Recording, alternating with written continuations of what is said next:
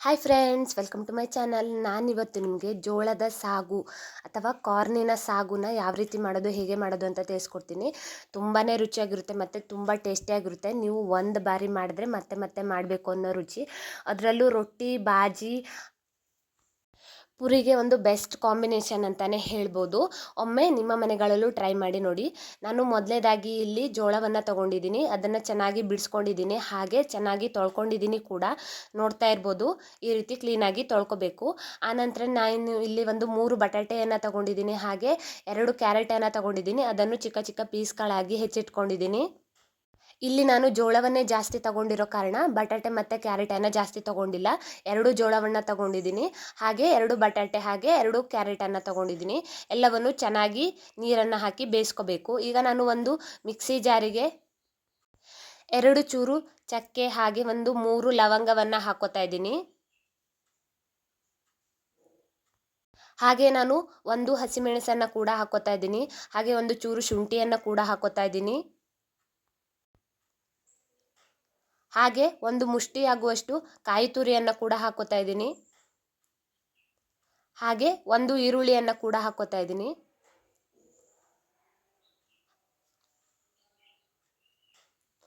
ಹಾಗೆ ಒಂದು 3ರಿಂದ 4 ಬೆಳ್ಳುಳ್ಳಿಯನ್ನು ಕೂಡ ಹಾಕೋತಾ ಇದ್ದೀನಿ. ನಾನು ಬೆಳ್ಳುಳ್ಳಿಯನ್ನು ಸಿಪ್ಪೆ ಬಿಡಿಸ್ದೇನೆ ಹಾಕೋತಾ ಇದ್ದೀನಿ. ಯಾಕೆ ಅಂದರೆ ಬೀಸೋಕ್ಕೆ ಹಾಕೋತಾ ಇರೋ ಕಾರಣ ನಾವು ಸಿಪ್ಪೆ ಬಿಡಿಸ್ಬೇಕು ಅಂತ ಇಲ್ಲ, ಮತ್ತು ಅದರಲ್ಲಿ ಕೂಡ ತುಂಬ ಪೌಷ್ಟಿಕಾಂಶ ಇರುತ್ತೆ. ಹಾಗೆ ಒಂದು ಮುಷ್ಟಿ ಆಗುವಷ್ಟು ಕೊತ್ತಂಬರಿ ಸೊಪ್ಪನ್ನು ಹಾಕೋತಾ ಇದ್ದೀನಿ, 1 ಸ್ಪೂನ್ ಆಗುವಷ್ಟು ಜೀರಿಗೆಯನ್ನು ಹಾಕೋತಿದ್ದೀನಿ. ಎಲ್ಲವನ್ನು ನೀರನ್ನು ಹಾಕಿ ನುಣ್ಣಗೆ ರುಬ್ಕೋಬೇಕು. ಈಗ ನಾನು 4 ಸ್ಪೂನ್ ಆಗುವಷ್ಟು ಕಡಲೆ ಹಿಟ್ಟನ್ನು ತಗೊಂಡಿದ್ದೀನಿ.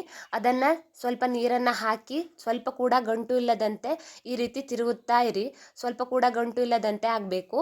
ನೋಡ್ತಾ ಇರ್ಬೋದು, ಈ ರೀತಿ ನೀವು ತಿರುಗುತ್ತಾ ಬರಬೇಕು. ಈ ರೀತಿ ಗಂಟು ಇಲ್ಲದಂತೆ ಮಾಡಿಟ್ಕೊಳ್ಳಿ. ಹಾಗೆ ನಾನು ಇಲ್ಲಿ ಒಂದು 4 ಈರುಳ್ಳಿಯನ್ನು ಈ ರೀತಿ ಚಿಕ್ಕ ಪೀಸ್ಗಳಾಗಿ ಹೆಚ್ಚಿಟ್ಕೊಂಡಿದ್ದೀನಿ.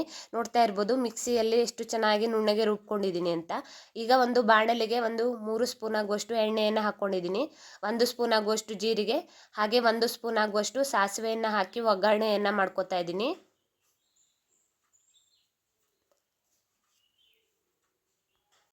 ಒಗ್ಗರಣೆ ಚಟಪಟ ಅಂತ ಸಿಡಿಯೋಕೆ ಶುರುವಾದ ನಂತರ ನಾನು ಇಲ್ಲಿ ನಿಮಗೆ ತೋರಿಸಿದಷ್ಟು ಈರುಳ್ಳಿಯನ್ನು ಹಾಕೋತಾ ಇದ್ದೀನಿ. ಅದನ್ನು ಸ್ವಲ್ಪ ಬಾಡಿಸ್ಕೊಳ್ಳಿ. ಆನಂತರ ಮಿಕ್ಸಿಯಲ್ಲಿ ಗ್ರೈಂಡ್ ಮಾಡಿ ಇಟ್ಕೊಂಡಿರುವಂಥ ಪೇಸ್ಟನ್ನು ಹಾಕಿ ಹಸಿ ವಾಸನೆ ಹೋಗುವವರೆಗೂ ಚೆನ್ನಾಗಿ ಹುರ್ಕೋಬೇಕು. ಈ ರೀತಿಯಾಗಿ ಸ್ವಲ್ಪ ಕೂಡ ಕೈ ಬಿಡದಂತೆ ಹುರ್ಕೋಬೇಕು. ಯಾಕೆ ಅಂದರೆ ತಳ ಹಿಡಿಯುತ್ತೆ. ಹಾಗಾಗಿ ಆನಂತರ ನಾನು ಕಡಲೆ ಹಿಟ್ಟಿನ ಮಿಶ್ರಣವನ್ನು ಕೂಡ ಹಾಕೋತಾ ಇದ್ದೀನಿ. ಇದನ್ನು ಕೂಡ ತಳ ಹಿಡಿಯದಂತೆ ಮಾಡ್ಕೋಬೇಕು. ಇದನ್ನು ಹಾಕಿದ ನಂತರ ನಮ್ಮ ಗ್ರೇವಿ ದಪ್ಪ ಆಗುತ್ತಾ ಹೋಗುತ್ತೆ.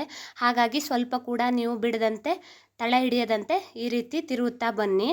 ಆನಂತರ ನಾನು 1 ಸ್ಪೂನ್ ಆಗುವಷ್ಟು ಅರಿಶಿನವನ್ನು ಹಾಕೋತಾ ಇದ್ದೀನಿ. ಅದನ್ನು ಕೂಡ ಗ್ರೇವಿ ಜೊತೆ ಚೆನ್ನಾಗಿ ಮಿಕ್ಸ್ ಮಾಡ್ಕೋಬೇಕು. ಹಾಗೆ ರುಚಿಗೆ ತಕ್ಕಷ್ಟು ಉಪ್ಪನ್ನು ಕೂಡ ಹಾಕೋತಾ ಇದ್ದೀನಿ.